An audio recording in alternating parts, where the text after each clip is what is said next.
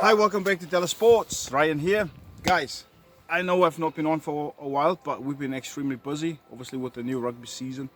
We've had a few questions. Would like to say thank you for everyone who's been following, who's been watching our videos all the way through. That really helps. Okay, keep doing that.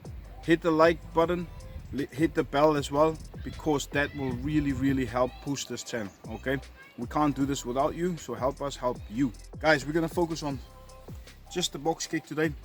When I say thank you to Andrew, I think he's taken some time and put a diagram together. Just want to know where to strike the ball. Obviously we've got bottom third. If you tilt the ball, you know, when you're box kicking, it really helps with distance. But if you want to go for height, we're going to look to strike vertically. Okay, so we're going to strike up. But here's the thing though, a lot of guys release the ball and the ball is traveling and their foot, the timing of the foot doesn't always come up. Okay, so the idea is it's foot to ball, and I know I've said this in previous videos. You've got to, as soon as you release the ball, the timing of your foot needs to be spot on. Okay, so the idea is if you tilt the ball and you still hit it there, it's still bottom third. That still opens it up for a sweet spot. I would normally get a feel for it. Okay, you can go after 2 or 3 things: the release, the striking, how it feels on the foot, but also the sound. Let's see how that goes. The sound, you hear that? It feels great on my foot.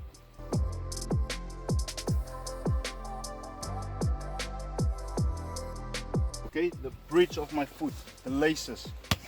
That's low bottom foot, doesn't feel great, doesn't sound great.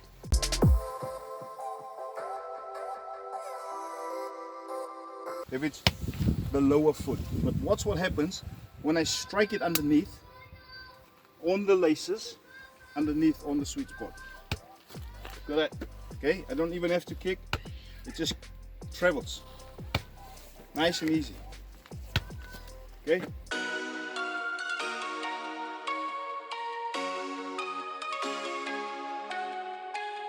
Go a little bit higher. Okay, but it's foot to ball. You elevate your kicking foot.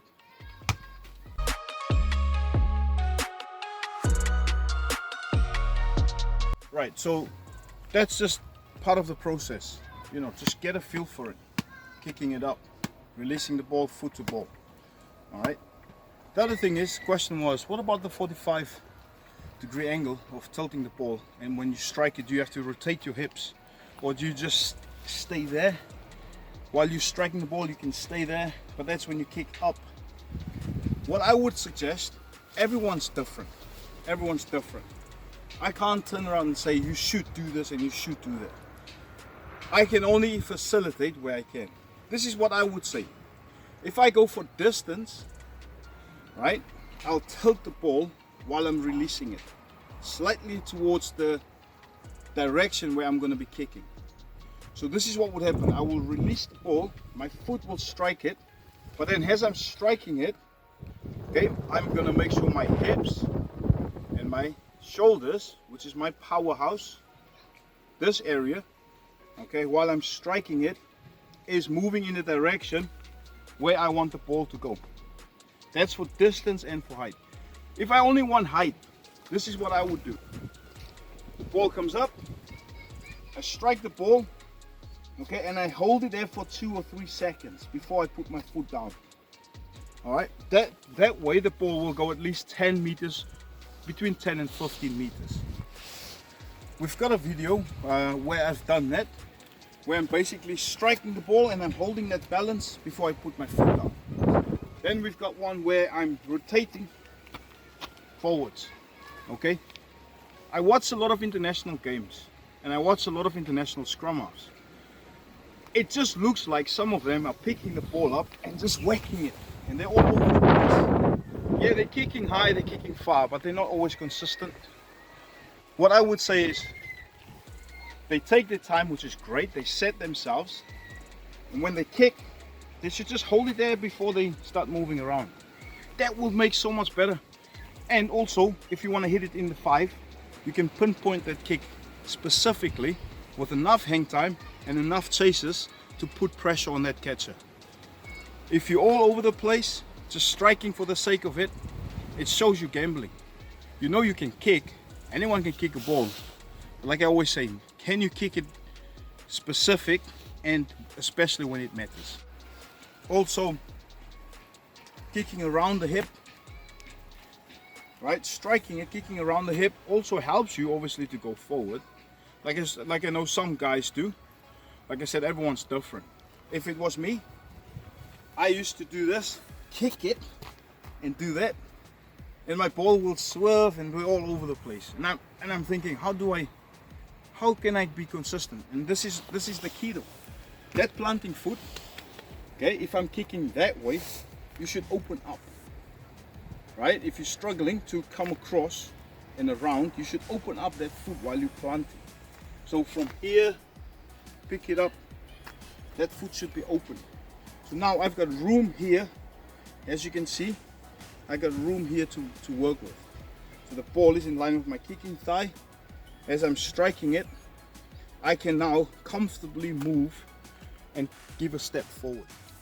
Another question or another thing is, especially youngsters, I'm just going to do it, then we're going to talk through it. Okay. When they pick the ball up, they flick it. Just get the ball. They flick the ball. Right? Practice the picking up, and when you release, the ball should travel in a nice still line. Okay? But what about striking it? Where do you need to strike it? Do I strike it when it's here, height wise, or do I strike it when it's slightly low? We all know as kickers, okay, if I just want to strike it low, okay, could be for distance, could be like a crossfield kick, could be a chip kick, but box kicking, you get different height. I would say I like to release it in line with my hip. Okay, so when I release the ball, I bring it up to my chest, my arm is in line with my shoulder.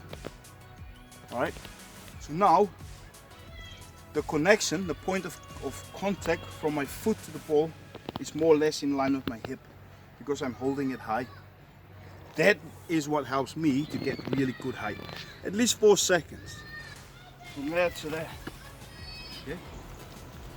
Imagine I'm going to kick it. Bang. Okay, and again. Straight up. See that?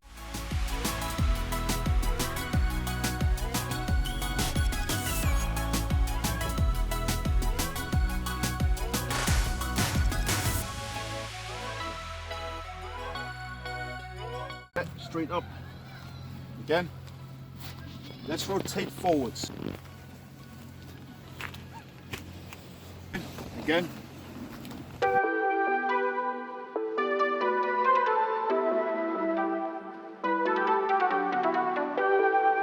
Movement, obviously we can slow it down, and you can see while I'm picking the ball up, it's foot to ball before I just release it. That will help to minimize the ball moving around. Okay, let's kick a few and see how we get on. I'm gonna kick and rotate. I'm gonna rotate my hips. I'm gonna rotate my hips in the direction where I want the ball to go.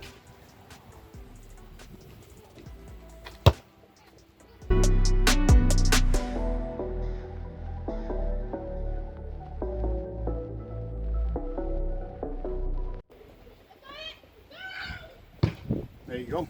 So, striking of the ball, I wouldn't say don't focus too much on I'm not making connection here or there. Any good connection is a good kick. Practice good connection by finding your sweet spot. But the ball also have a bottom third, and the idea is to make connection kicking through. So if my ankle, this is my foot, and I've done this before, and my ankle is locked and I'm tilting it and I'm kicking it underneath right there, that's fine, that's distance. But height here, see that, I'll do it again. Bottom third. Imagine this is my foot, and I'm just gonna go up. Watch what happens. See how in straight line the ball went? Because I just kicked up. Alright? But if I had to do this, the ball will probably go further. Okay, so practice both ways and see which one is more comfortable for you. Any more questions like this, please don't be afraid to ask. And hopefully it's clear. If it's not, let me know. Our approach, what I would like to also talk about is fail fast, learn fast, and fix fast. Okay, so don't be too hard on yourself. That will eliminate the fear. All right, so have a go. Let me know how you get on. See you next time.